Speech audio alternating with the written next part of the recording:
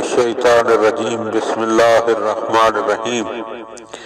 مولا کائنات حضرت امیر المومنین علی ابن ابی طالب علیہ السلام کے مجموعہ کلام نہج البلاغہ کے پہلے باب کا خطبہ نمبر 235 دونوں ثالثوں ابو موسیٰ اشعری اور عمر ابن عاص کے بارے میں اور اہل شام کی مذمت میں فرمایا،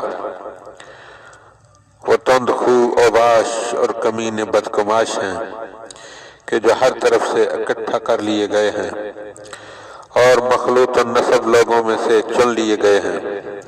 وہ ان لوگوں میں سے ہیں کہ جو جہالت کی بنا پر اس قابل ہیں کہ انہیں ابھی اسلام کے متعلق کچھ بتایا جائے اور شائستگی سکھائی جائے، اچھائی اور برائی کی تعلیم دی جائے اور عمل کی مشق کرائی جائے، اور ان پر کسی نگران کو چھوڑا جائے اور ان کے ہاتھ پکڑ کر چلایا جائے۔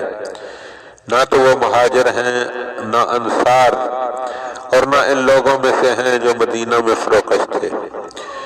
دیکھو اہل شام نے تو اپنے لیے ایسے شخص کو منتخب کیا ہے جو ان کے پسندیدہ مقصد کے بہت قریب ہے، اور تم نے ایسے شخص کو چنا ہے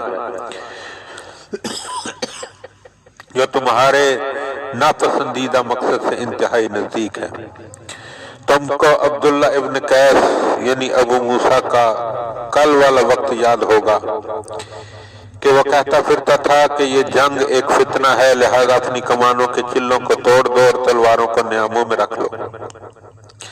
اگر وہ اپنے سکول میں سچا تھا تو پھر ہمارے ساتھ چل کھڑا ہونے میں خطا کار ہے، جبکہ اس پر کوئی جبر بھی نہیں، اور اگر جھوٹا تھا تو اس پر تمہیں بے اعتمادی ہونا چاہیے۔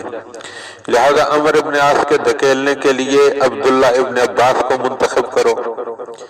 ان دنوں کی مہلت غنیمت جانو اور اسلامی شہروں کی سرحدوں کو گھیر لو۔ کیا تم اپنے شہروں کو نہیں دیکھتے؟ ان پر حملے ہو رہے ہیں اور تمہاری قوت و طاقت کو نشانہ بنایا جا رہا ہے۔